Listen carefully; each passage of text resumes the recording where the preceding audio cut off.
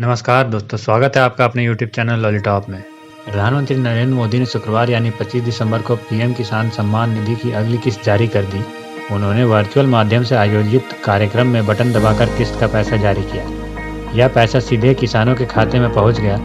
मोदी ने 9 करोड़ से अधिक किसान लाभार्थियों के खातों में 18,000 करोड़ रुपये ट्रांसफर किए हैं। इस योजना के तहत साल में 2,000 रुपये की राशि 3 किस्तों में भेजी जाती है। इस तरह हर 4 महीने पर किसानों के खाते में यह पैसा जाता है। किसानों के खाते में पीएम किसान योजना की किस्त के पैसे आए हैं या नहीं, इसके बारे में बैंक खाते से तो जान ही सकते हैं। इसके अलावा सरकार इस साल पीएम किसान योजना का फायदा लेने वाले किसानों की लिस्ट भी वेबसाइट पर अपलोड कर रही है। वेबसाइट पर जाकर आप अपना नाम इस लिस्ट में चेक कर सकते हैं। इस लिस्ट में राज्य, जिला, तहसील और गाँव के हिसाब से लाभार्थियों की लिस्ट दी गई है। नमस्कार। प्रणाम सर। जय हिंद। अरुणाचल के लोगों को तो जय हिंद कहना होता है। आपको पीएम किसान सम्मान निधि से जो पैसा मिल रहा है उसको आप कैसे उपयोग करते हैं? गगन जी इतने दूरी पर हैं, इतने पहाड़ों में हैं, कैसे करते हैं आप? सर मुझे हर साल हर महीने के चार महीने के पीछे 2,000 करके 3 बार मिला। कुल मिला के मुझे 6,000 मिला। उस पैसे को मैं ऑर्गेनिक खाद, दवा और कुछ मजदूरी के ऊपर खर्चा किया। और फिर किस प्रकार से इसको आगे बढ़ाया? क्योंकि ऑर्गेनिक फार्मिंग किया तो कुछ तो करना पड़ा होगा आपको। सर एफपीओ बनाया हमने, फार्मर प्रोड्यूसर कंपनी बना के हमारा उसको और आगे बढ़ा रहा है अभी। अच्छा, एफपीओ यानी फार्मर प्रोड्यूसर ऑर्गेनाइजेशन चलाते हैं और वो भी ऑर्गेनिक फार्मिंग से जुड़े किसानों का। आपके साथ कितने किसान जुड़े हैं और ये कैसे काम करता है? सर सुनाई दे रहा है गगन जी मेरी बात? सर कितने किसान जुड़े हैं आपके साथ और किस प्रकार से काम करते हैं? 446। अच्छा। ऑर्गेनिक अदरक उगाते हैं हम। क्या क्या उगाते हैं? Organic ginger. अच्छा, जिंजर। और जिंजर उगाते हैं। और क्या मार्केट मिल जाता है? मार्केट फिलहाल तो सर अभी अपना इंडिया के अंदर में हमने बेंगलोर में पिछला बार बेचा, उसके बाद दिल्ली में। अच्छा, मतलब आप एक प्रकार से छोटे किसानों को प्राइवेट कंपनी के साथ जोड़ते भी हैं। क्या वो कंपनी जो आपसे जिंजर खरीदती है वो आपसे जिंजर ही ले जाती है कि जमीन भी उठा के ले जाती है? सर हाल ही में हमने प्रवर्तक फूड कंपनी से एग्रीमेंट किया है, लेकिन वो हमारा जितना प्रोडक्ट है उसका फिनिशिंग प्रोडक्ट को ले जाने का एग्रीमेंट किया है, जमीन को नहीं। जमीन अपना है, अपना ही रहेगा। आप अरुणाचल के इतने कोने में बैठे हैं, आपको विश्वास है कि आपकी जमीन सुरक्षित है, लेकिन कुछ लोग ऐसा भ्रम फैला रहे हैं कि आपकी फसल का कोई कॉन्ट्रैक्ट करेगा, एग्रीमेंट करेगा तो जमीन भी चली जाएगी। अब इतना झूठ बोल रहे हैं। अच्छा हुआ गगन जी आपने अपना अनुभव शेयर किया, मैं आपका बहुत आभारी हूं। और आपने इतने सारे किसानों को जोड़ा है, ये भी बहुत प्रसन्नता का विषय है। मैं धन्यवाद करता हूं आपका। धन्यवाद गगन जी। अब मैं उड़ीसा के नौपाड़ा जिले के श्री नवीन ठाकुर जी को आमंत्रित करूंगा, जो पीएम किसान योजना के साथ साथ किसान क्रेडिट कार्ड योजना के भी लाभार्थी हैं। श्री ठाकुर जी। नवीन जी, जय जगन्नाथ। माननीय प्रधानमंत्री जी, मेरा नमस्कार। बताइए क्या किस प्रकार के योजना का आपको लाभ हुआ, क्या कहना चाहेंगे आप? मुझे पीएम 5 किस्तों में 10,000 के पीएम किसान सहायता प्राप्त हुआ है। मैंने इस धन को खाद, बीज, कीटनाशक खरीद के लिए उपयोग किया है। एकीकृत यानी खेती और पशुपालन के लिए धन का उपयोग करने की योजना बना रहा हूं। अच्छा, भारत सरकार एक किसान क्रेडिट कार्ड देती है, वो आपको मालूम है क्या? जी। आपको किसान क्रेडिट कार्ड मिला है? मिला है सर। अच्छा, तो उसका क्या करता है? मुझे 12 मार्च 2019 को क्रेडिट कार्ड मिला है। मैंने 4% के ब्याज दर से बैंक से 27,000 का ऋण लिया है। पहले तो 20% के ब्याज दर से साहूकार से कर्जा लेना पड़ता था। अब 4% के हिसाब ब्याज दर से मेरे को ऋण मिल रहा है और मैं इस धन को बीज, खाद, कीटनाशक के लिए केसीसी का उपयोग किया है। केसीसी और पीएम किसान की योजना के लाभ से मेरे जीवन स्तर में सुधार हुआ है। इसीलिए आपको प्रधानमंत्री जी मेरा नमस्कार। नवीन जी, आपके पास कितनी जमीन है और आपको ये जो किसान क्रेडिट कार्ड केसीसी की सुविधा जो आपको मिली है, तो अब आप ये खर्च कहां से करते हैं? पहले क्या करते थे? पहले कैसा करते थे? मेरे पास 1 एकड़ 40 डिसमिल जमीन है। अच्छा, इतना छोटी जमीन है? छोटी जमीन है। हाँ। उसमें धान का फसल उगा रहा हूँ। मुझे अन्य फसल करने के भी शौक है। तो कुछ शुरू किया है? अभी तो कुछ किया नहीं हूँ, लेकिन शौक तो है। नहीं, करना चाहिए। अच्छा विचार आपको आया है, क्योंकि हमने इस प्रकार से हिम्मत के साथ नई चीजें करना चाहिए। देखिए नवीन जी, अटल जी की सरकार ने किसानों को बैंकों से सस्ते ऋण की ये योजना शुरू की थी जी। और आज उनका जन्मदिन है। अब इसको आप जैसे उड़ीसा में दूर सुदूर बैठे किसानों तक ये मिशन मोड पर काम करने के कारण पहुंचा है। और जैसा आपने कहा, ब्याज में राहत हो गई है, आपको किसी बहुत बड़े ब्याज से पैसा नहीं लेना पड़ रहा है। अब आप नई नई फसल की तरफ जाना चाहते हैं। यही सारी बातें हैं जो छोटे छोटे किसानों को मदद हो, इसलिए सरकार काम कर रही है। और मेरा आपसे आग्रह होगा, आप भी छोटे छोटे किसानों को समझाइए कि ये केसीसी कार्ड नहीं मिला है तो प्राप्त कर लें, केसीसी कार्ड का उपयोग करते बैंकों से पैसे लें, ज्यादा ब्याज से पैसे न लें, अपने बच्चों के लिए ज्यादा खर्चा करें, अपने खेती के लिए ज्यादा खर्चा करें। ये जरूर सबको बताइए। करेंगे नवीन जी? जी सर। पक्का करेंगे? जी पक्का करूंगा सर। चलिए, जय जगन्नाथ आपको। नमस्कार सर। धन्यवाद। अब मैं हरियाणा के फतेहाबाद जिले के श्री हरि सिंह जी को आमंत्रित करूंगा, जो पीएम किसान योजना के साथ क्रॉप डाइवर्सिफिकेशन योजना के लाभार्थी हैं। हरि सिंह जी नमस्ते। नमन प्रणाम सर। नमस्कार साहब, बताइए हरि किशन जी। मैं हरि सिंह बिश्नोई, पुत्र श्री फकीरचंद, निवासी नाढोड़ी, जिला फतेहाबाद, हरियाणा का निवासी हूं। हम 4 भाई 40 एकड़ में संयुक्त खेती करते हैं। मेरे परिवार में हम 15 सदस्य, कुल 15 सदस्य हैं और 35 वर्ष से खेती कर रहा हूं मैं। तो पिताजी के पास तो काफी जमीन होगी, अब सब भाइयों में बढ़ गई होगी। अब क्या स्थिति है? नहीं, सभी इकट्ठे रह रहे हैं जी, एक संयुक्त खेती करते हैं जी। अच्छा, यानी आपने ये बहुत अच्छा रास्ता निकाला। नहीं तो ज्यादातर परिवारों में क्या हो रहा है कि एक पीढ़ी से दूसरी पीढ़ी, दूसरी तीसरी बातें आते, जमीन के टुकड़े इतने छोटे हो जाते हैं कि किसान के लिए बहुत मुश्किल हो जाता है। नहीं जी, हम तो इकट्ठे तो रह अब रहे हैं चारों। आप सब मिलकर के एक परिवार पूरी तरह, और इतने सालों से आप खेती में हैं, जरा देश के किसानों को बताइए क्या नया कर रहे हैं आप, कैसे कर रहे हैं, मुझे भी समझाइए। मैं पहले तो धान की खेती करता था जी, उसके बाद अब बागवानी की तरफ रुझान है। अब पहले 2 एकड़ में बाग लगाया था, फिर 2 एकड़ में फिर लगाया, अब करके मेरे पास 10 एकड़ में बाग है जी। बागवानी की खेती की तरफ रुझान है मेरा। बागवानी में क्या क्या करते हैं आप?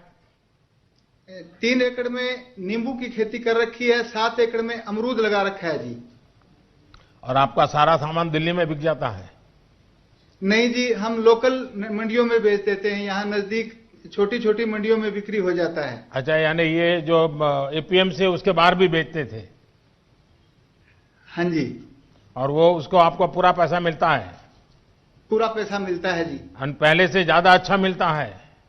अच्छा मिलता है जी। अभी एमएसपी पे धान बेचा चलिए, हुआ मैं MSP पे पहले बेचा तो है। आपको और आपके सभी भाइयों को बधाई देता हूं, क्योंकि वरना धन्यवाद जी। एक ही प्रकार की खेती करते करते इतना पानी हम बर्बाद कर दिए, इतनी जमीन बर्बाद कर दी। लेकिन आपने थोड़ा, भले 3 एकड़ से शुरू किया है, लेकिन मुझे विश्वास है कि नई नई चीजें करके आप बहुत अच्छी तरह योगदान करेंगे। और जमीन को अलग अलग फसलों से जोड़ने से आपकी जमीन की ताकत भी बढ़ेगी, आपको अनुभव आया होगा। तो मैं आपको बहुत बहुत बधाई देता हूं, और आपके पूरे परिवार को मेरी तरफ से बहुत शुभकामनाएं। धन्यवाद जी। धन्यवाद। अब मैं महाराष्ट्र के लातूर जिले के श्री गणेश राजेंद्र भोसले जी को आमंत्रित करूंगा। वे पीएम किसान योजना के साथ साथ ही प्रधानमंत्री फसल बीमा योजना के भी लाभार्थी हैं। श्री भोसले जी। गणेश जी नमस्ते। राम राम सर जी। राम राम। गणेश जी बताइए, आपके पास कितनी जमीन है? मेरा नाम गणेश राजेंद्र भोसले है। मैं महाराष्ट्र के लातूर जिले के औसा तालुका के मातुला गांव का रहवासी हूं। अभी मेरे पास 3 हेक्टेयर जमीन है, जिस पर मैं सोयाबीन और तूर की फसल का उपयोग करता हूं। पहले क्या करते थे गणेश जी? पहले यही खेती में काम था, सोयाबीन, तूर, चना। और खेती के सिवाय भी कुछ करते होंगे कि सिर्फ खेती करते हैं? नहीं, खेती के सिवाय सर जी मेरे पास 9 गाय है और 13 भैंस है, जिसका मैं दूध निकाल कर खेती में उसका पैसा लगाता हूं। अच्छा, यानी पशुपालन भी अच्छी तरह करते हैं आप? हाँ सर जी। अच्छा, मुझे बताइए गणेश जी, सच बताना, हाँ सर। खेती में ज्यादा कमाई होती है कि पशुपालन में? खेती में भी होती है, और उससे खेती के अलावा पशुपालन से मेरे को दूध मिलता है, और उस दूध को मैं बेचकर मेरा परिवार और मेरे खेती में भी उसका राशि का चयन होता है सर जी। अच्छा, फसल बीमा योजना का कोई लाभ कभी लिए हैं आपने? फसल बीमा योजना से जुड़े हैं आप? हाँ सर जी, मैं बहुत सालों से फसल बीमा योजना से जुड़ा हूं। कल मौसम में 2019 के मौसम में मैंने प्रधानमंत्री पीक फसल योजना बीमा में मैंने लाभ लिया है। कितना लाभ मिला, कितने पैसे मिले आपको? मैंने 2019 को प्रधानमंत्री फसल योजना में 2580 रुपए का प्रीमियम किया था, लेकिन पिछले साल बहुत बड़ी बारिश की वजह से सोयाबीन फसल का बहुत नुकसान हो गया, और उसके कारण मुझे 54,000 रुपए का राशि मिला है। यानी इंश्योरेंस आपने कंपनी 2,500 रुपया दिया था और 54,000 रुपया मिला? 2580 रुपए का प्रीमियम किया था मैंने। अच्छा, यानी 2,500 रुपया? हाँ सर। हाँ, और आपको मिला 54,000? 54,315 रुपए का मुझे राशि मिला सर। तो ये सब गांव वालों को मालूम है? सब किसानों को मालूम है सर। तब अब सारे इसीलिए किसानों का तो मन करता है कि फसल बीमा लेंगे। हाँ सर, सभी किसान भाई मेरे साथ आप प्रधानमंत्री पीक फसल योजना से जुड़े हुए। देखिए, मुझे बहुत खुशी हुई कि आपने, और ये बहुत अच्छी स्कीम है। हाँ, उससे हर किसान को फायदा हो रहा है सर जी। चलिए गणेश जी, मुझे अच्छा लगा, आपने सारी योजनाओं का लाभ लिया है। मैं आपका अभिनंदन करता हूं। हो, धन्यवाद गणेश जी। अब मैं मध्य प्रदेश के धार जिले के श्री मनोज पाटीदार जी को आमंत्रित करूंगा, जो पीएम किसान योजना के साथ ही डायरेक्ट मार्केटिंग करने के लाभार्थी हैं। श्री पाटीदार जी, नमस्ते। सादर प्रणाम प्रधानमंत्री जी। प्रणाम जी, बताइए मनोज जी। सर, मेरा नाम मनोज पाटीदार, पिता रामेश्वर जी पाटीदार, ग्राम चिकलिया, धार जिला, मध्य प्रदेश से मैं बात कर रहा हूं सर। मेरे परिवार में हम 6 सदस्य हैं। मेरे माता पिता मैं, मेरी पत्नी, मेरी एक बेटी और एक बेटा है। यहाँ सब आपसे रूबरू होने आए हैं सर यहाँ। अरे वाह। और मैंने कक्षा 10वीं तक पढ़ाई की है और बाकी की पढ़ाई मैंने परम पूजनीय पांडुरंग शास्त्री आठवले जी द्वारा निर्मित जो तत्व ज्ञान विद्यापीठ, उनका जो गुरुकुल है, बाकी की पढ़ाई मैंने वहां की है। तो कहाँ, अहमदाबाद वाले तत्व ज्ञान में पढ़ते थे कहीं और? जी सर, अहमदाबाद भी गया था और मुंबई भी 1 वर्ष के लिए गया था। अच्छा।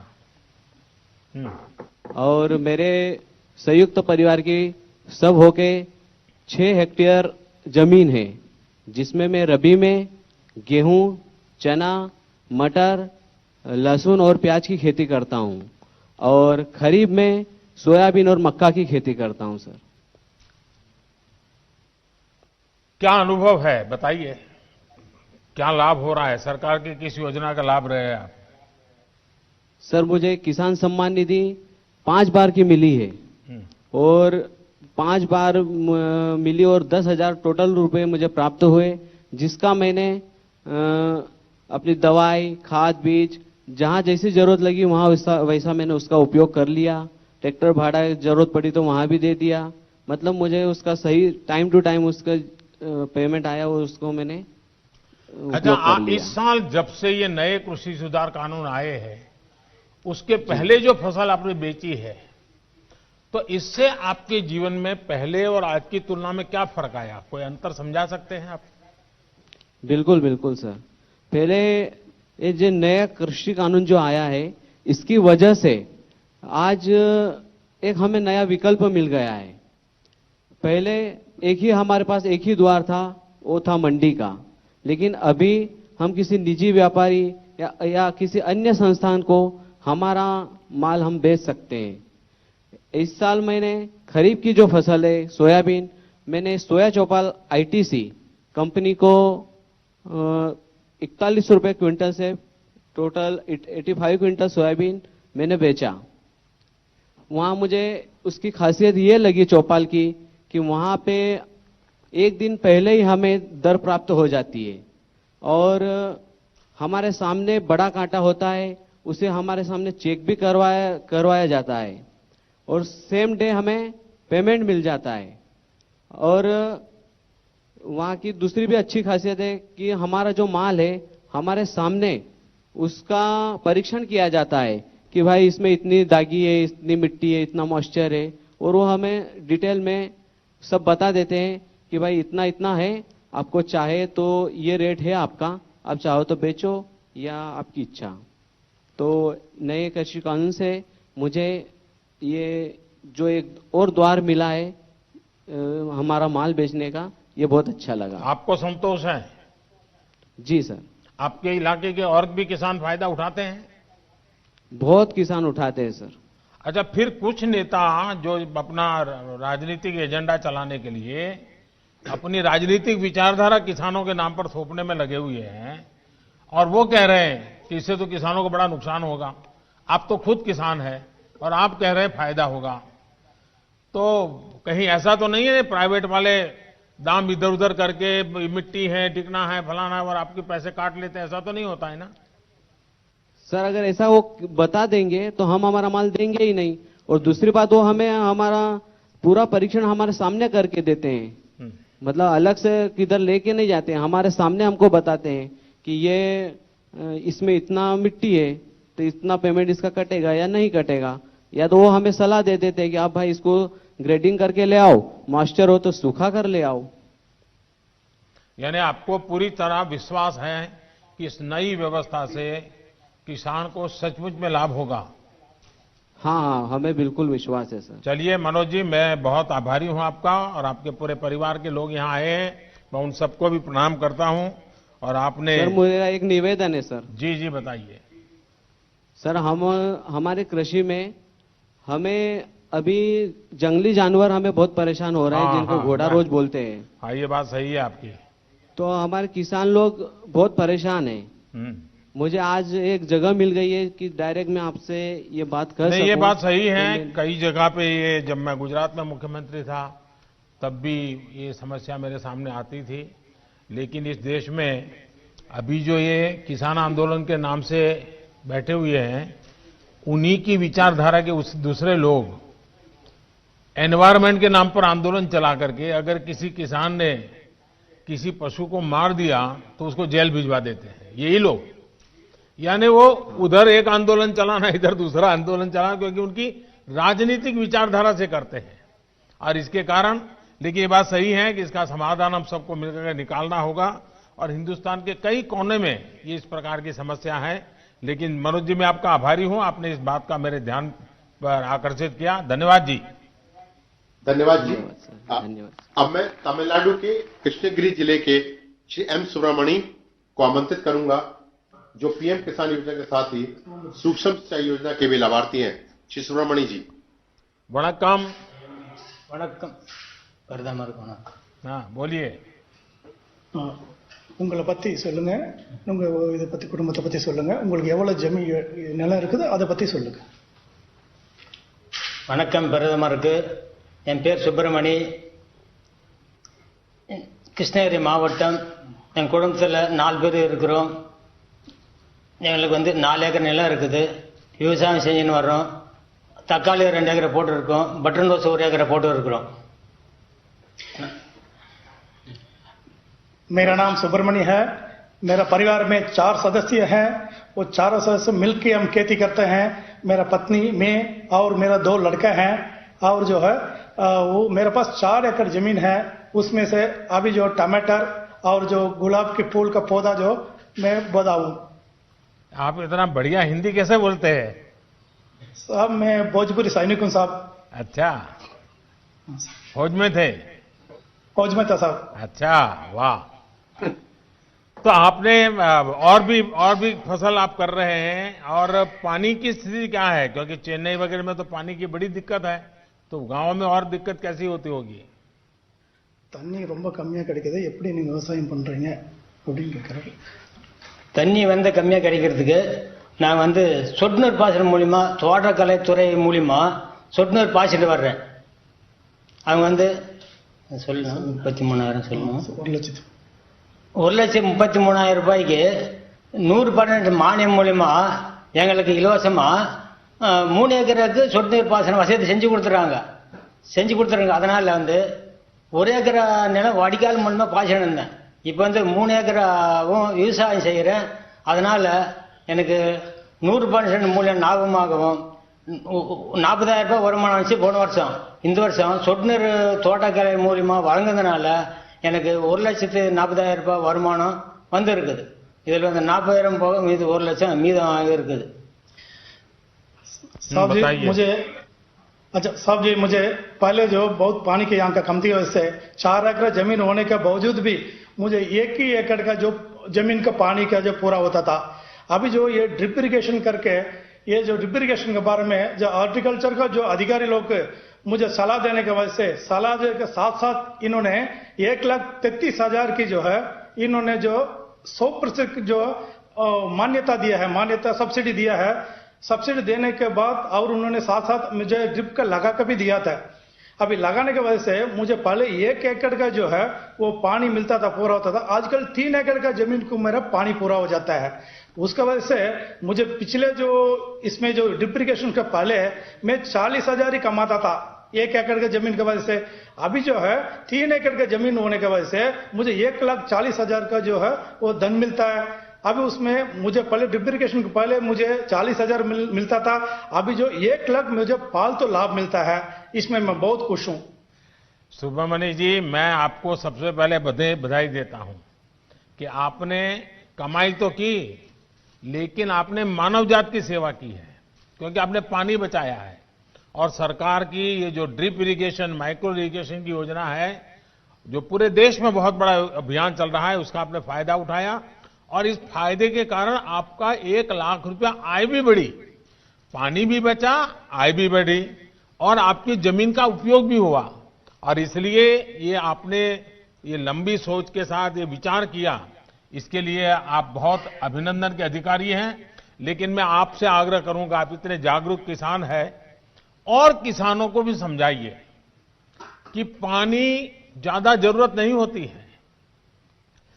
अगर पानी को बूंद बूंद डालें तो भी अच्छी फसल होती है, लेकिन किसान के मन में क्या है कि जब तक पूरा खेत पानी से भरा हुआ देखता नहीं तब तक उसको लगता है कि कुछ रह गया।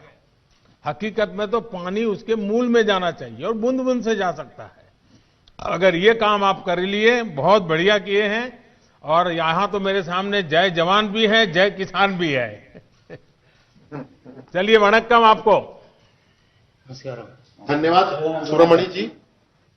अब मैं उत्तर प्रदेश के महाराजगंज जिले के श्री राम गुलाब को आमंत्रित करूंगा, जो कि पीएम किसान योजना के साथ साथ फार्मिंग एग्रीमेंट भी करते हैं। श्री राम गुलाब जी। राम गुलाब जी, नमस्ते। प्रणाम सर, आपके चरणों में। हमारा नाम राम गुलाब है। मैं बनग्राम बीट मरकदमा राजा जिला महाराजगंज उत्तर प्रदेश के एक छोटा किसान हूं। मेरे पास महोदय 1.5 एकड़ जमीन है। इसमें हम धान, गेहूं और सब्जी की खेती करता हूं। मेरे परिवार में महोदय मेरे माता पिता एवं 3 बच्चे एवं उनकी बहुएं भी आ चुकी हैं। कुल 10 परिवार से हम रहते हैं एक साथ। तो इतनी छोटी छोटी जमीन का टुकड़ा और इतना बड़ा परिवार, आपने कैसा व्यवस्था क्या नई बनाई है? सर, हम एक किसानों के साथ मिलकर के एक एफपीओ का गठन किए हैं, जिसमें हमारे 100 किसानों से हम महोदय शुरू किए हैं, जिसे आपसे कहने में बड़ा खुशी, आभार व्यक्त करते हैं कि आपसे हम रूबरू हो रहे हैं।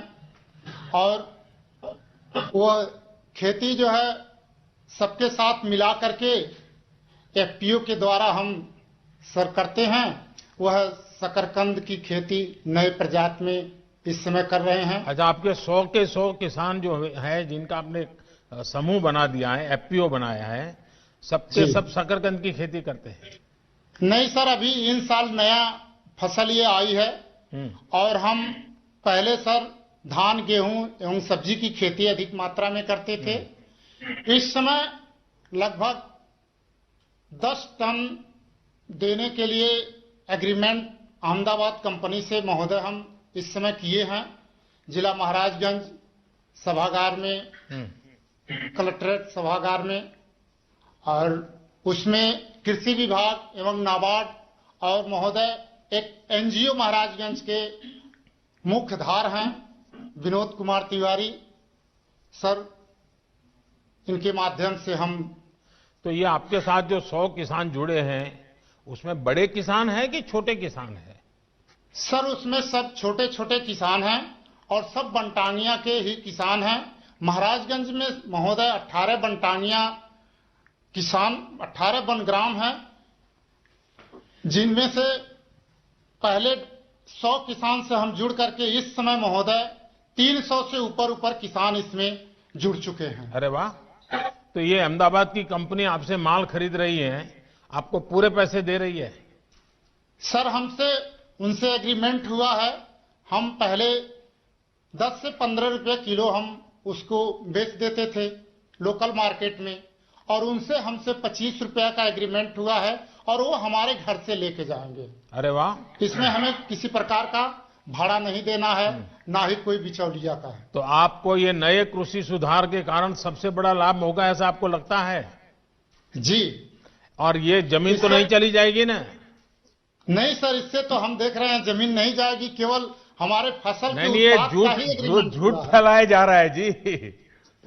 आप जैसे लोग जब बोलते हैं तब विश्वास लोगों का बढ़ता है कि भाई इसे जमीन नहीं जाती है, हमारे फसल बिकती है, और फसल पहले बर्बाद होती थी, अब बिकती है। चलिए, मैं आपको बहुत बधाई देता हूं। और आपने खुद का तो किया, लेकिन छोटे 300 किसान तक आप पहुंच गए। मैं मानता हूं ये महाराजगंज में आपके द्वारा बहुत बड़ी क्रांति आएगी और उसकी बात पूरे उत्तर प्रदेश में फैलेगी। बहुत बड़ा लाभ होगा। मैं आप सबको बहुत बहुत बधाई देता हूं। धन्यवाद सर। रामगोपाल जी की तरफ से हम आपको हार्दिक दिल से अभिनंदन करता हूं। बस किसानों के आशीर्वाद बने रहे ताकि हम देश के किसानों का कल्याण करते रहें। श्री राम गुलाब जी, आपका बहुत बहुत धन्यवाद। अब हम माननीय प्रधानमंत्री जी से देश को संबोधित करने का अनुरोध करते हैं। देश भर से जुड़े मेरे किसान भाई बहन, इस कार्यक्रम में देश में अलग अलग स्थानों से जुड़े केंद्र सरकार के मंत्रीगण, राज्य सरकारों के मंत्रीगण, आदरणीय सभी मुख्यमंत्रीगण, पंचायत से लेकर के पार्लियामेंट तक चुने हुए सारे जनप्रतिनिधि और सब गांवों में जाकर के किसानों के बीच में बैठे हैं, मैं आप सबको और मेरे किसान भाइयों बहनों को मेरी तरफ से नमस्कार। किसानों के जीवन में खुशी, ये हम सभी की खुशी बढ़ा देती है। और आज का दिवस तो बहुत ही पावन दिवस भी है। किसानों को आज जो सम्मान निधि मिली है, उसके साथ ही आज का दिन कई अवसरों का संगम बनकर भी आया है। सभी देशवासियों को आज क्रिसमस की भी बहुत बहुत शुभकामनाएं। मेरी कामना है क्रिसमस का ये त्योहार विश्व में प्रेम, शांति और सद्भाव का प्रसार करे। साथियों, आज मोक्षदा एकादशी है, गीता जयंती है। आज ही भारत रत्न महामना मदन मोहन मालवीय जी की भी जयंती है। देश के महान कर्मयोगी, हमारे प्रेरणा पुरुष स्वर्गीय अटल बिहारी वाजपेयी जी की भी आज जन्म जयंती है। उनकी स्मृति में आज देश गुड गवर्नेंस डे भी मना रहा है। साथियों, अटल जी ने गीता के संदेशों के अनुरूप जीवन जीने का लगातार प्रयास किया। गीता में कहा गया है, स्वे स्वे कर्मणि अभिरतः संसिद्धिम लभते नरः, यानी जो अपने स्वाभाविक कर्मों को तत्परता से करता है, उसे सिद्धि मिलती है। अटल जी ने भी अपना पूरा जीवन राष्ट्र के प्रति अपने कर्म को पूरी निष्ठा से निभाने में समर्पित कर दिया। सुशासन को, गुड गवर्नेंस को अटल जी ने भारत के राजनीति और सामाजिक विमर्श का हिस्सा बनाया। गांव और गरीब के विकास को अटल जी ने सर्वोच्च प्राथमिकता दी। प्रधानमंत्री ग्राम सड़क योजना हो या फिर स्वर्णिम चतुर्भुज योजना हो, अंत्योदय अन्न योजना हो या फिर सर्व शिक्षा अभियान हो, राष्ट्र जीवन में सार्थक बदलाव लाने वाले अनेक कदम अटल जी ने उठाए। आज पूरा देश उनको स्मरण कर रहा है, अटल जी को नमन कर रहा है। आज जिन कृषि सुधारों को देश ने जमीन पर उतारा है, उनके सूत्रधार भी एक प्रकार से अटल बिहारी वाजपेयी भी थे। साथियों, अटल जी गरीबों के हित में, किसान के हित में बनने वाली सभी योजनाओं में होने वाले भ्रष्टाचार को राष्ट्रीय रोग मानते थे। आप सबको याद होगा, उन्होंने एक बार पहले की सरकारों पर कटाक्ष करते हुए एक पूर्व प्रधानमंत्री की बात याद दिलाई थी और उनको याद दिलाते उन्होंने कहा था कि रुपया चलता है तो रुपया घिसता है, रुपया घिसता है तो हाथ में लगता है। और धीरे से जेबों में चला जाता है। मुझे संतोष है कि आज न रुपया घिसता है और न ही किसी गलत हाथ में लगता है। दिल्ली से जिस गरीब के लिए रुपया निकलता है वो उसके बैंक खाते में सीधा पहुंचता है। अभी हमारे कृषि मंत्री नरेंद्र सिंह जी तोमर ने इसके विषय में विस्तार से हमारे सामने रखा है। पीएम किसान सम्मान निधि इसका ही एक उत्तम उदाहरण है। आज देश के 9 करोड़ से ज्यादा किसान परिवारों के बैंक खाते में सीधे एक कंप्यूटर की क्लिक से 18,000 करोड़ रुपए से भी ज्यादा रकम उनके किसानों के बैंक के खाते में जमा हो गए हैं। जब से ये योजना शुरू हुई है तब से 1,10,000 करोड़ रुपए से ज्यादा 1,10,000 करोड़ रुपए से ज्यादा किसानों के खाते में पहुंच चुके हैं। और यही तो गुड गवर्नेंस है। यही तो गुड गवर्नेंस टेक्नोलॉजी के द्वारा उपयोग किया गया है। 18,000 करोड़ से ज्यादा रुपए पल भर में, कुछ ही पल में सीधे किसानों के बैंक खातों में जमा हो गए हैं। कोई कमीशन नहीं, कोई कट नहीं, कोई हेरा फेरी नहीं। टेक्नोलॉजी का इस्तेमाल करते हुए पीएम किसान सम्मान योजना में ये सुनिश्चित किया गया है कि लीकेज न हो। राज्य सरकारों के माध्यम से किसानों का ऑनलाइन रजिस्ट्रेशन होने के बाद उनके आधार नंबर और बैंक खातों का वेरिफिकेशन होने के बाद इस व्यवस्था का निर्माण हुआ है। लेकिन मुझे आज इस बात का अफसोस भी है कि पूरे हिंदुस्तान के किसानों को इस योजना का लाभ मिल रहा है। सभी विचारधारा की सरकारें इससे जुड़ी हैं, लेकिन एकमात्र पश्चिम बंगाल सरकार, वहां के 70 लाख से अधिक किसान, मेरे किसान भाई बहन बंगाल के, इस योजना के वो लाभ नहीं ले पा रहे हैं। उनको ये पैसे नहीं मिल पा रहे हैं क्योंकि बंगाल की सरकार अपने राजनीतिक कारणों से उनके राज्य के किसानों को भारत सरकार से पैसा जाने वाला है।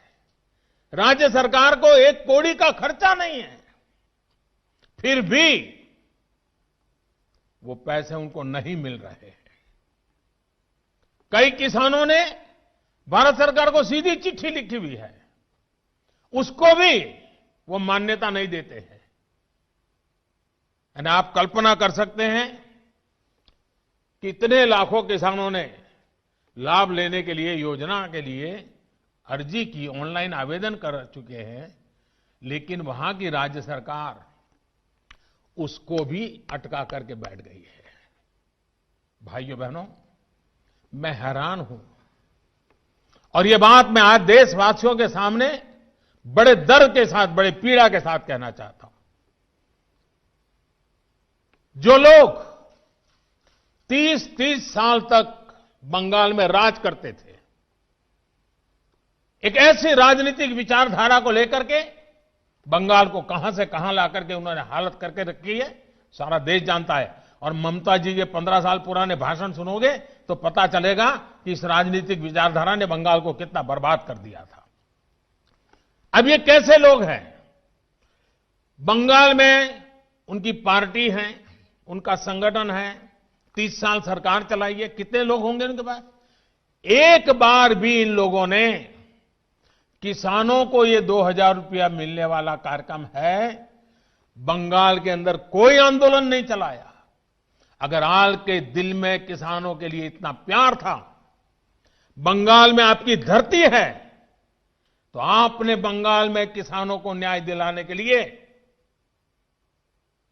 प्रधानमंत्री किसान सम्मान योजना के पैसे किसानों को मिले, इसके लिए क्यों आंदोलन नहीं किए? क्यों आपने कभी आवाज नहीं उठाई? और आप वहां से उठ करके पंजाब पहुंच गए। तब सवाल उठता है। और पश्चिम बंगाल की सरकार भी देखिए, अपने राज्य में इतना बड़ा किसानों को लाभ, 70 लाख किसानों को इतना धन मिले, हजारों करोड़ रुपया मिले, वो देने में उनको राजनीति आड़े आती है। लेकिन वही पंजाब जाकर के जो लोग के साथ वो बंगाल में लड़ाई लड़ते हैं, यहां आकर के उनसे गुपचुप करते हैं। क्या देश की जनता इस खेल को नहीं जानती है? क्या देश की जनता को इस खेल का पता नहीं है? जो आज विपक्ष में हैं, उनकी इस पर जुबान क्यों बंद हो गई है? क्यों चुप है? साथियों, आज जिन राजनीतिक दलों के लोग अपने आप को इस राजनीतिक प्रवाह में, जब देश की जनता ने उन्होंने नकार दिया है, तो कुछ न कुछ ऐसे इवेंट कर रहे हैं, इवेंट मैनेजमेंट हो रहा है, ताकि कोई सेल्फी ले ले, कोई फोटो छप जाए, कहीं टीवी पर दिखाई दे और उनकी राजनीति चलती जाए। अब देश ने उन लोगों को भी देख लिया है। ये देश के सामने एक्सपोज हो गए हैं। स्वार्थ की राजनीति का एक भद्दा उदाहरण हम बहुत बारीकी से देख रहे हैं। जो दल पश्चिम बंगाल में किसानों के हित पर कुछ नहीं बोलते, वो यहां दिल्ली के नागरिकों को परेशान करने पर लगे हुए हैं, देश की अर्थनीति को बर्बाद करने पर लगे हुए हैं, और वो भी किसान के नाम पर। इन दलों को आपने सुना होगा, मंडिया बोल रहे हैं, एपीएमसी की बात कर रहे हैं और बड़े बड़े हेडलाइन लेने के लिए भाषण कर रहे हैं। लेकिन ये दल, वही झंडे वाले, वही विचारधारा वाले जिन्होंने बंगाल को बर्बाद किया। केरल के अंदर उनकी सरकार है। इसके पहले जो 50 साल 60 साल तक देश पर राज करते थे, उनकी सरकार थी। केरल में एपीएमसी नहीं है, मंडियां नहीं है। मैं जरा इनको पूछता हूं, यहां फोटो निकालने के कार्यक्रम करते हैं, अरे केरल में आंदोलन करके वहां तो एपीएमसी चालू करवाओ। पंजाब के किसानों को गुमराह करने के लिए आपके पास समय है। केरल के अंदर यह व्यवस्था नहीं है। अगर ये व्यवस्था अच्छी है तो केरल में क्यों नहीं है? क्यों आप दोगली नीति लेकर के चल रहे हो? ये किस तरह की राजनीति कर रहे हैं जिसमें कोई तर्क नहीं, कोई तथ्य नहीं है? सिर्फ झूठे आरोप लगाओ, सिर्फ अफवाहें फैलाओ, हमारे किसानों को डरा दो, और भले भोले किसान कभी कभी आपकी बातों में गुमराह हो जाते हैं।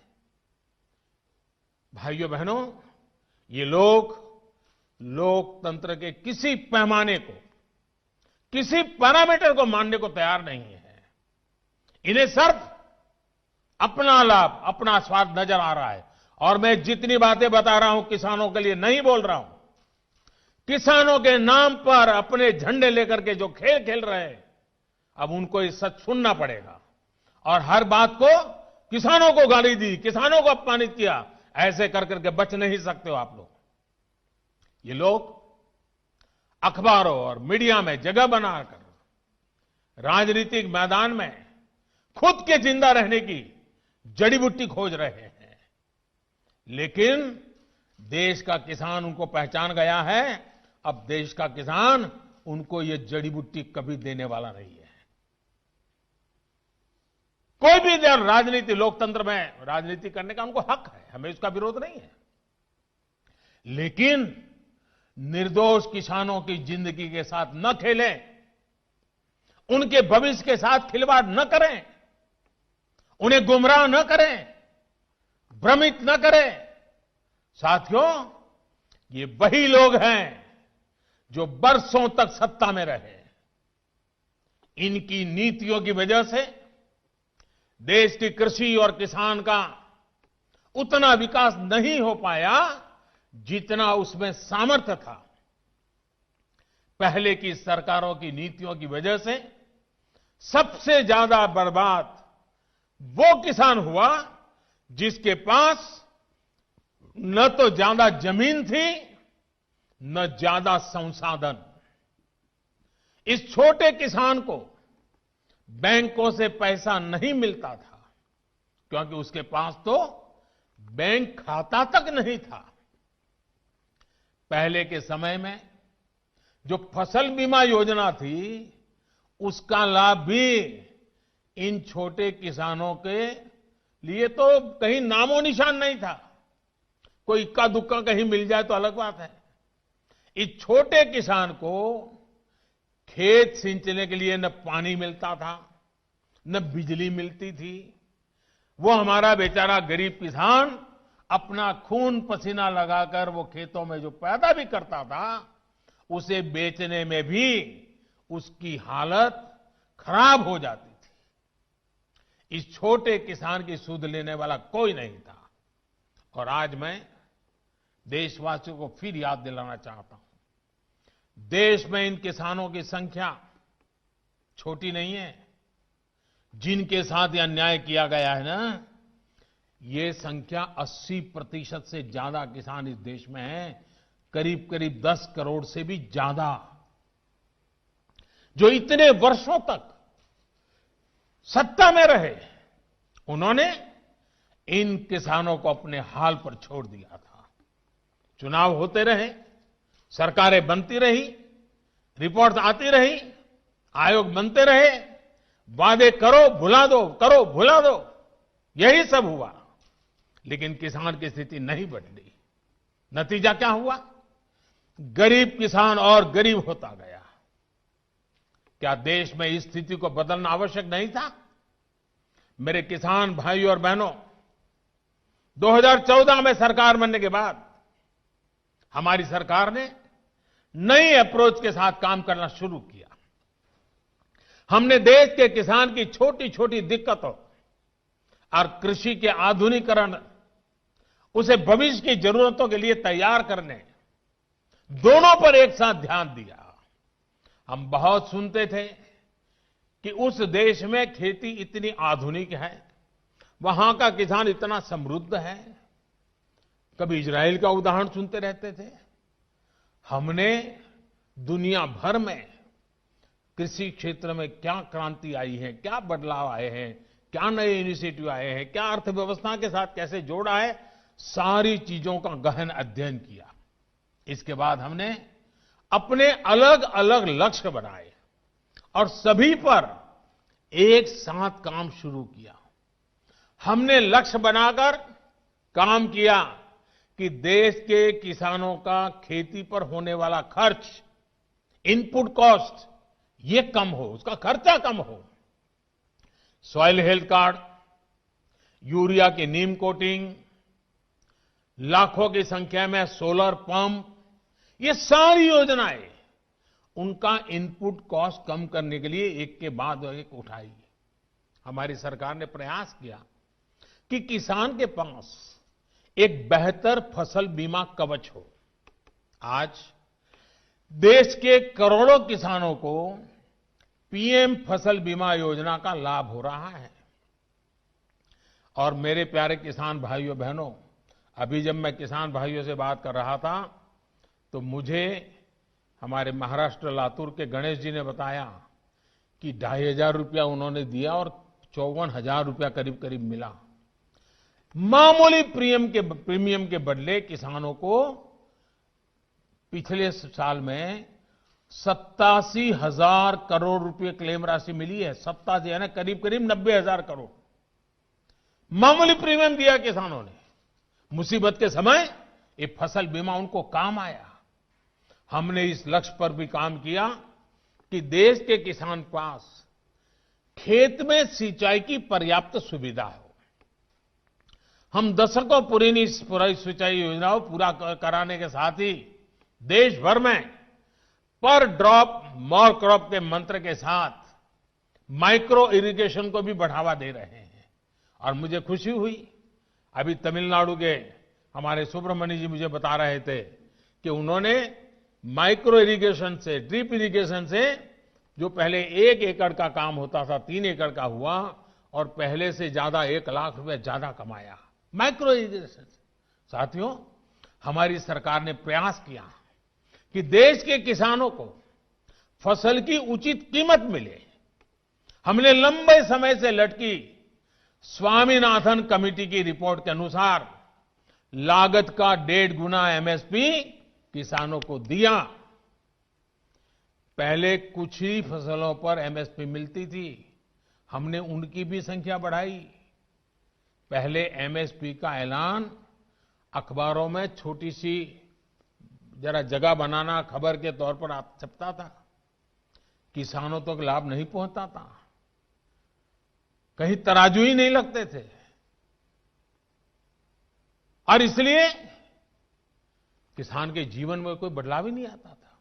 हम आज एमएसपी पर रिकॉर्ड सरकारी खरीद कर रहे हैं। किसानों की जेब में एमएसपी का रिकॉर्ड पैसा पहुंच रहा है। जो आज किसानों के नाम पर आंदोलन कर रहे हैं, वो जब उनका समय था तब चुप मार करके बैठे हुए थे। ये जितने लोग आंदोलन चला रहे हैं ना, ये उस सरकार के हिस्सेदार थे, समर्थन करते थे। और यही लोग स्वामीनाथन कमेटी की रिपोर्ट के ऊपर बैठ गए थे, सालों तक बैठ गए थे। हमने आकर के निकाला, क्योंकि हमारे दिल में किसान की जिंदगी को भला करना, कल्याण करना, ये हमारा जीवन का मंत्र है, इसलिए कर रहे हैं। साथियों, हम इस दिशा में भी फसल बेचने के लिए किसान के पास सिर्फ एक मंडी नहीं, बल्कि उसको विकल्प मिलना चाहिए, बाजार मिलना चाहिए। हमने देश की 1000 से ज्यादा कृषि मंडियों को ऑनलाइन जोड़ा। इनमें भी 1 लाख करोड़ रुपए से ज्यादा का कारोबार किसानों ने कर दिया है। किसान ऑनलाइन बेचना शुरू किया है। साथियों, हमने एक और लक्ष्य बनाया कि छोटे किसानों के समूह बने, ताकि वो अपने क्षेत्र में एक सामूहिक ताकत बनकर काम करे। आज देश में 10,000 से ज्यादा किसान उत्पादक संघ एफपीओ बनाने का अभियान चल रहा है। उन्हें आर्थिक मदद दी जा रही है। अभी हम महाराजगंज के राम गुलाब जी से सुन रहे थे, 300 के करीब किसानों को इकट्ठा किया है उन्होंने, और पहले की तुलना में 1.5 गुना भाव से माल बेचना शुरू हुआ है। एफपीओ बनाया उन्होंने, वैज्ञानिक तरीके से खेती में मदद ली, और आज उनको फायदा हो रहा है। साथियों, हमारे कृषि क्षेत्र की सबसे बड़ी आवश्यकता है गांव के पास ही भंडारण, कोल्ड स्टोरेज, इसकी आधुनिक सुविधा कम कीमत पर हमारे किसानों को उपलब्ध हो। हमारी सरकार ने इसे भी प्राथमिकता दी। आज देश भर में कोल्ड स्टोरेज का नेटवर्क विकसित करने के लिए सरकार करोड़ों रुपए का निवेश कर रही है। हमारी नीतियों में इस पर भी बल दिया गया है कि खेती के साथ ही किसान के पास आय बढ़ाने के दूसरे विकल्प भी हो। हमारी सरकार मछली पालन, पशुपालन, डेयरी उद्योग, मधुमक्खी पालन सभी को प्रोत्साहित कर रही है।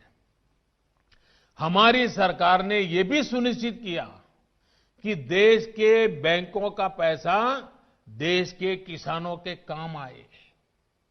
2014 में जब हम पहली बार सरकार में आए और शुरुआत थी हमारी, 2014 में जहां 7 लाख करोड़ रुपए का प्रावधान एक किसानों के लिए किया गया था धन के लिए, वही इससे अब करीब 14 लाख करोड़ रुपए यानी 2 गुना किया गया है, ताकि किसान को कर्ज मिल सके। बीते कुछ महीनों से करीब 2.5 करोड़ छोटे किसानों को किसान क्रेडिट कार्ड से जोड़ा गया है और अभियान तेजी से चल रहा है। हम मछली पालकों, पशुपालकों, उनको भी किसान क्रेडिट कार्ड दे रहे हैं। ये लाभ उनको भी अब दिया जा रहा है। साथियों, हमने इस लक्ष्य पर भी काम किया, खेती की दुनिया में क्या चल रहा है, इसके लिए देश में आधुनिक कृषि संस्थान हो।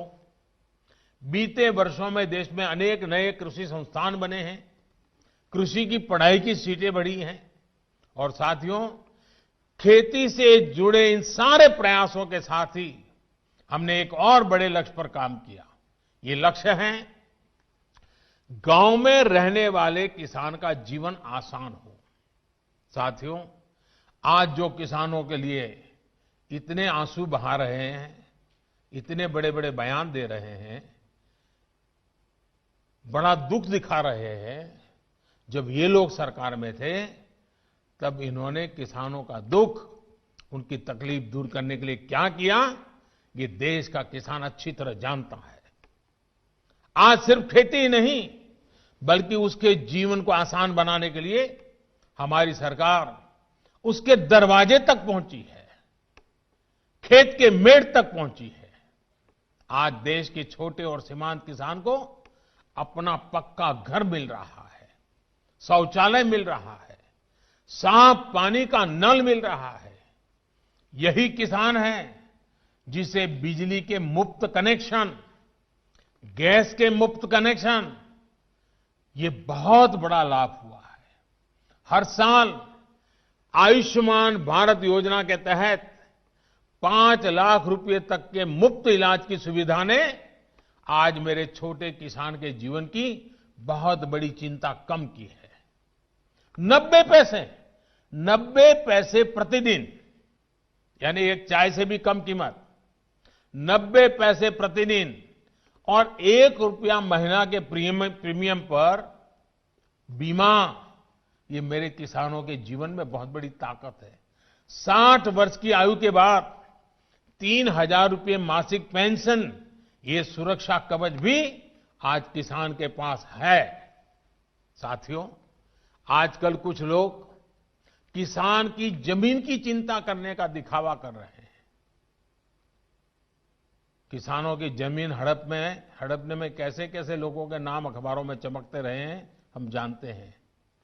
ये लोग तब कहां थे जब मालिकाना दस्तावेज के अभाव में किसानों के घर और जमीन पर अवैध कब्जे हो जाते थे। गांव के छोटे और सीमांत किसानों को, खेत मजदूरों को इस अधिकार से इतने सालों तक वंचित किसने रखा? इसका जवाब इन लोगों के पास नहीं है। गांव में रहने वाले हमारे भाई बहनों के लिए ये काम आज हो रहा है। अब गांव में किसानों को उनके मकान का, जमीन का नक्शा और कानूनी दस्तावेज दिया जा रहा है। टेक्नोलॉजी की मदद से स्वामित्व योजना के बाद अब गांव के किसान को भी जमीन और घर के नाम पर बैंक से कर्ज मिलना आसान हुआ है। साथियों, बदलते समय के साथ अपनी अप्रोच का विस्तार करना भी उतना ही जरूरी है। हमें 21वीं सदी में भारत की इस कृषि को आधुनिक बनाना ही होगा और इसी का बीड़ा देश के करोड़ों किसानों ने भी उठाया है और सरकार भी उनके साथ कंधे से कंधा मिला करके आगे बढ़ने के लिए कृत संकल्प है। आज हर किसान को यह पता है कि उसकी उपज का सबसे अच्छा दाम कहां मिल सकता है। पहले क्या होता था कि अगर मंडी में बेहतर दाम नहीं मिलते थे या फिर उसकी उपज को दोयम दर्जी का बताकर खरीदने से इनकार कर दिया जाता था तो किसान मजबूरी में औने पौने दामों पर अपनी उपज बेचने को मजबूर रहता था। इन कृषि सुधारों के जरिए हमने किसानों को बेहतर विकल्प दिए हैं। इन कानूनों के बाद आप जहां चाहे, जिसे चाहे अपनी उपज बेच सकते हैं। मेरे किसान भाइयों बहनों, मेरे इन शब्दों को आप ध्यान से सुनिए। मैं फिर से कह रहा हूं कि आप अपनी फसल को जहां चाहे आप निर्णय करके बेच सकते हैं। आपको जहां सही दाम मिले आप वहां पर उपज बेच सकते हैं। आप न्यूनतम समर्थन मूल्य यानी एमएसपी पर अपनी उपज बेचना चाहते हैं, आप उसे बेच सकते हैं। आप मंडी में अपनी उपज बेचना चाहते हैं, आप बेच सकते हैं। आप अपनी उपज का निर्यात करना चाहते हैं, आप निर्यात कर सकते हैं। आप उसे व्यापारी को बेचना चाहते हैं, आप बेच सकते हैं। आप अपनी उपज दूसरे राज्य में बेचना चाहते हैं, आप बेच सकते हैं। आप पूरे गांव के किसानों को एफपीओ के माध्यम से इकट्ठा कर अपनी पूरी उपज को एक साथ बेचना चाहते हैं, आप बेच सकते हैं। आप बिस्किट, चिप्स, जैम, दूसरे कंज्यूमर उत्पादों की वैल्यू चेन का हिस्सा बनना चाहते हो, आप ये भी कर सकते हैं। देश के किसान को इतने अधिकार मिल रहे हैं, तो इसमें गलत क्या है?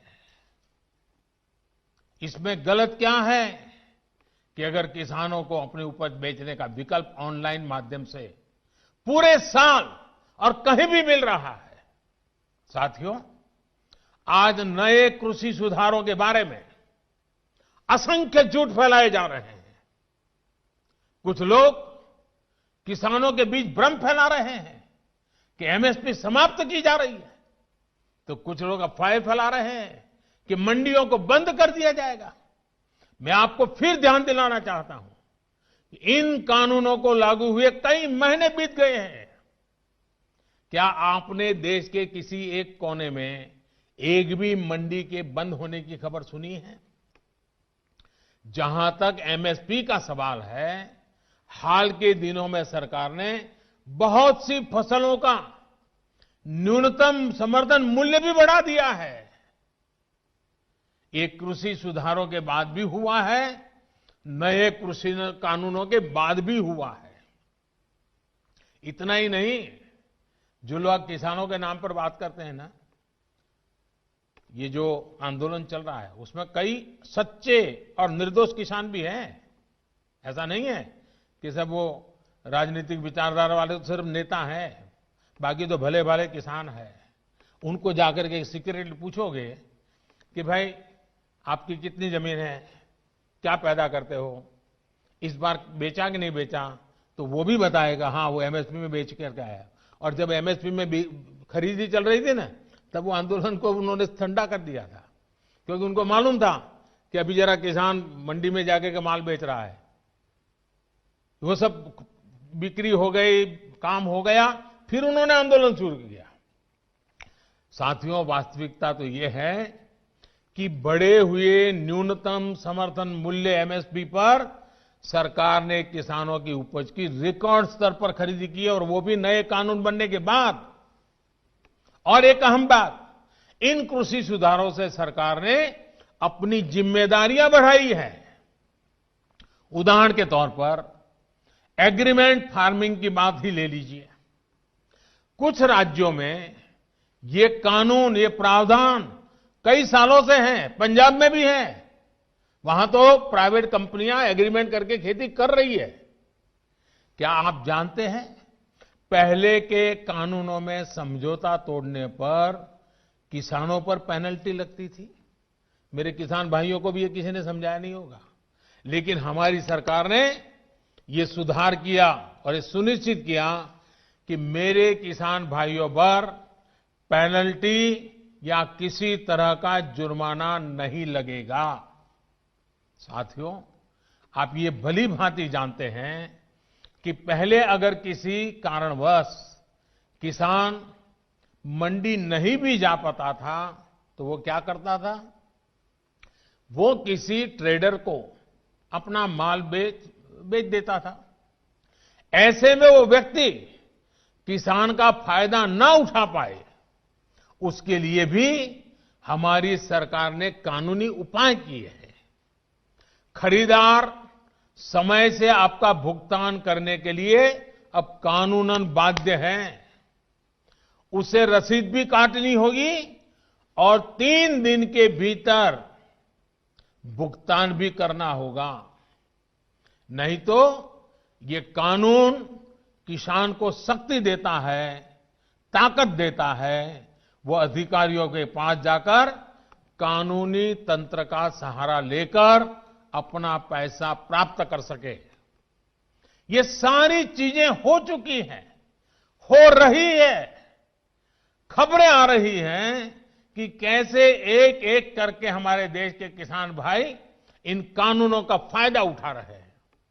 सरकार किसान के साथ हर कदम पर खड़ी है। किसान चाहे जिसे अपनी उपज बेचना चाहे, सरकार ने ऐसी व्यवस्था की है कि एक मजबूत कानून और लीगल सिस्टम किसानों के पक्ष में खड़ा रहे। साथियों, कृषि सुधारों का एक और अहम पक्ष भी ये है के लिए समझना जरूरी है। अब जब कोई किसान के साथ एग्रीमेंट करेगा तो वो ये भी चाहेगा कि उपज अच्छी से अच्छी हो।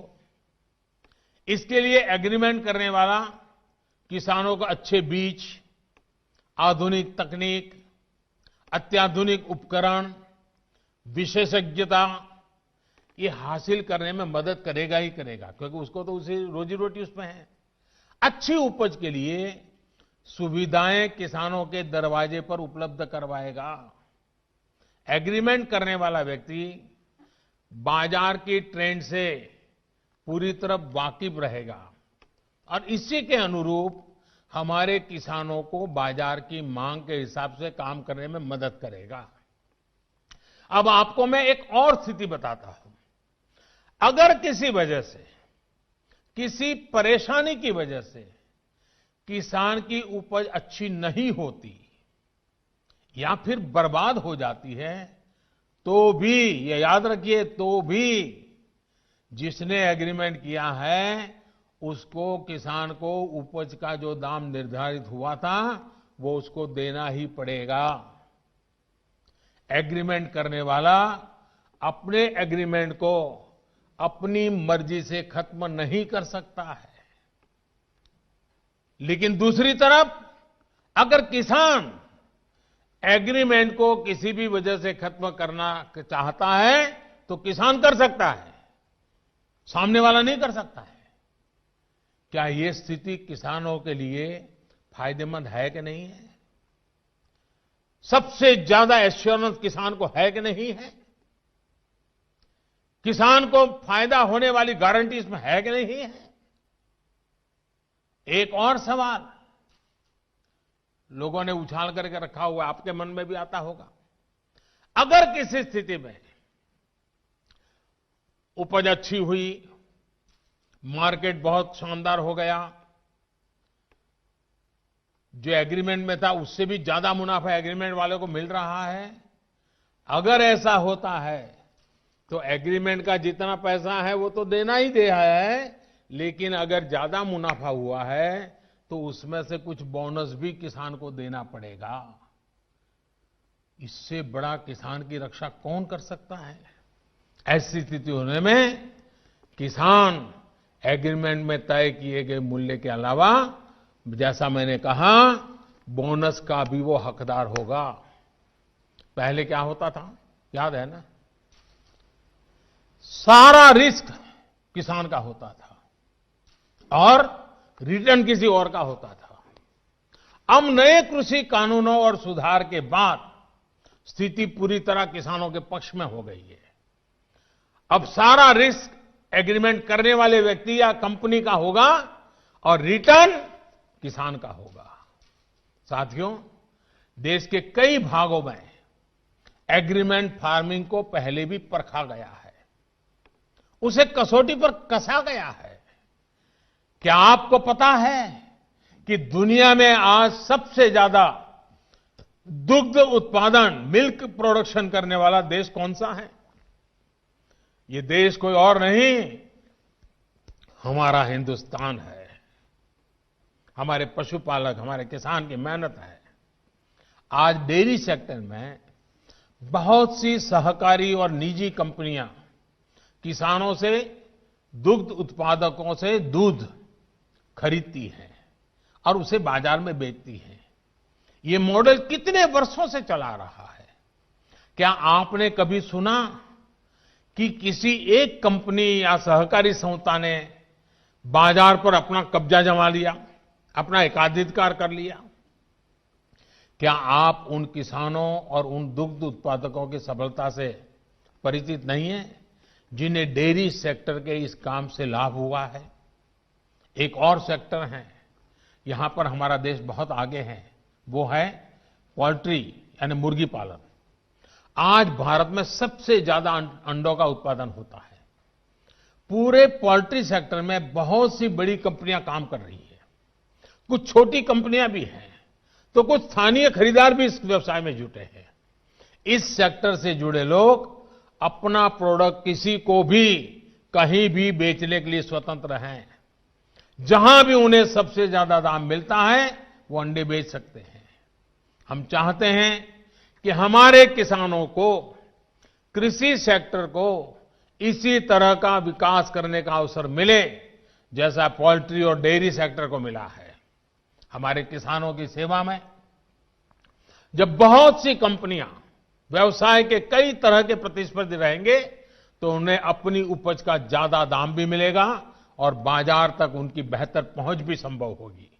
साथियों, नए कृषि सुधारों के जरिए भारतीय कृषि में नई टेक्नोलॉजी को भी प्रवेश मिलेगा। आधुनिक तकनीक के जरिए हमारे किसान अपनी उपज को बढ़ा सकेंगे, अपनी उपज को विविधता दे सकेंगे, अपनी उपज की बेहतर ढंग से पैकेजिंग कर सकेंगे, अपनी उपज में वैल्यू एडिशन कर सकेंगे। एक बार ऐसा हो गया तो हमारे किसानों की उपज की पूरी दुनिया में मांग होगी और ये मांग और लगातार बढ़ेगी। हमारे किसान सिर्फ उत्पादक नहीं बल्कि खुद निर्यातक बन सकेंगे। दुनिया में कोई भी अगर कृषि उत्पादों के जरिए बाजार में अपनी धाक जमाना चाहेगा तो उसे भारत आना पड़ेगा। अगर दुनिया में कहीं भी क्वालिटी और क्वांटिटी दोनों की जरूरत होगी तो उन्होंने भारत के किसानों के साथ साझेदारी करनी पड़ेगी। जब हमने दूसरे सेक्टर में इन्वेस्टमेंट और इनोवेशन बढ़ाया तो हमने आय बढ़ाने के साथ ही उस सेक्टर में ब्रांड इंडिया को भी स्थापित किया। अब समय आ गया है कि ब्रांड इंडिया दुनिया के कृषि बाजारों में भी खुद को उतनी ही प्रतिष्ठा के साथ स्थापित करे। साथियों, कुछ राजनीतिक दल जिन्हें देश की जनता ने लोकतांत्रिक तरीके से नकार दिया है, वो आज कुछ किसानों को गुमराह करके जो कुछ भी कर रहे हैं, उन सबको बार बार नम्रतापूर्वक सरकार की तरफ से अनेक प्रयासों के बावजूद भी किसी न किसी राजनीतिक कारण से, किसी ने बंधी राजनीतिक विचारधारा के कारण से ये चर्चा नहीं होने दे रहे हैं। कृषि कानूनों के संदर्भ में ये जो पॉलिटिकल पार्टी की विचारधारा वाले जो कुछ लोग हैं जो किसानों के कंधे पर बंदूकें फोड़ रहे हैं, कृषि कानूनों के संदर्भ में उनके पास ठोस तर्क न होने के कारण वो भांति भांति के मुद्दों को किसानों के नाम पर उछाल रहे हैं। आपने देखा होगा जब प्रारंभ हुआ था तो उनकी इतनी मांग थी कि भाई एमएसपी की गारंटी दो। उनके मन में जेन्युइन, तो क्योंकि वो किसान थे, उनको लगा कहीं ऐसा तो ना हो। लेकिन इसका माहौल दिखा करके ये राजनीतिक विचारधारा वाले चढ़ बैठे और अब एमएसपी वगैरह बाजू में क्या चल रहा है, ये लोग हिंसा के आरोपी ऐसे लोगों को जेल से छुड़ाने की मांगे कर रहे हैं। देश में आधुनिक हाईवेज बने, निर्माण हो, जो पिछली सब सरकारों ने किया था। ये लोग भी उस सरकारों में समर्थन करते थे, भागीदार थे। अब कहते हैं टोल टैक्स नहीं होगा, टोल खाली कर दो। भाई किसान का विषय छोड़ करके नई जगह पे क्यों जाना पड़ रहा है? जो नीतियां पहले के समय से चली आ रही है, अब ये किसान आंदोलन की आड़ में उनका भी विरोध कर रहे हैं, टोल नाकों का विरोध कर रहे हैं।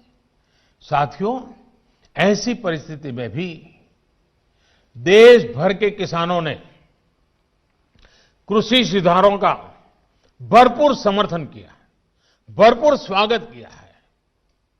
मैं सभी किसानों का आभार व्यक्त करता हूं। मैं सर झुका करके उनको प्रणाम करता हूं कि देश को आगे ले जाने के लिए देश के कोटि कोटि किसान आज इस निर्णय के साथ, हिम्मत के साथ खड़े हुए हैं। और मैं मेरे किसान भाइयों बहनों को भरोसा दिलाता हूं कि आपके विश्वास पर हम कोई आंच नहीं आने देंगे। पिछले दिनों अनेक राज्य, और ये बात समझनी होगी, अनेक राज्य, चाहे असम हो या इधर राजस्थान हो, जम्मू कश्मीर हो, ऐसे कई जगह पे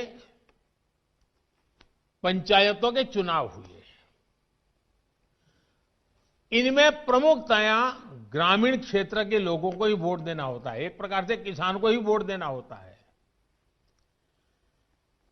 इतना गुमराह करने वाला का खेल चलता था, इतना बड़ा आंदोलन का नाम दिया जा रहा था, हो हल्ला किया जाता था, लेकिन इसी के अगल बगल में जहां जहां चुनाव हुए हैं, उन गांवों के किसानों ने ये आंदोलन चलाने वाले जो इतने लोग थे उनको नकार दिया है, पराजित कर दिया है। ये भी एक प्रकार से उन्होंने बैलेट बॉक्स के द्वारा ये नए कानूनों को खुला समर्थन किया है। साथियों, तर्क और तथ्य के आधार पर हर कसौटी पर हमारे ये निर्णय कसे जा सकते हैं। उसमें कोई कमी है तो उसको इंगित करना चाहिए, लोकतंत्र है। हमें सब प्रकार का भगवान ने ज्ञान दिया ऐसा दावा हमारा नहीं है, लेकिन बात तो हो। इन बातों के बावजूद भी लोकतंत्र में अटूट आस्था और श्रद्धा होने के कारण, किसानों के प्रति हमारा समर्पण होने के कारण हर समय किसानों के हर मुद्दे पर चर्चा के लिए सरकार तैयार है। समाधान के लिए हम खुला मन लेकर के चल रहे हैं। कई दल ऐसे भी हैं जो इन्हीं कृषि सुधारकारों के पक्ष में रहे हैं। उनके लिखित बयान भी हमने देखे हैं।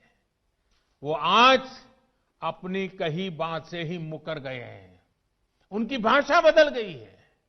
वो राजनीतिक नेता जो किसानों को भ्रमित करने में जुटे हुए हैं, जिनकी लोकतंत्र में रत्ती भर भी श्रद्धा नहीं है, वो विश्वास ही नहीं करते डेमोक्रेसी में। दुनिया के कई देशों में उनका परिचय है लोगों को।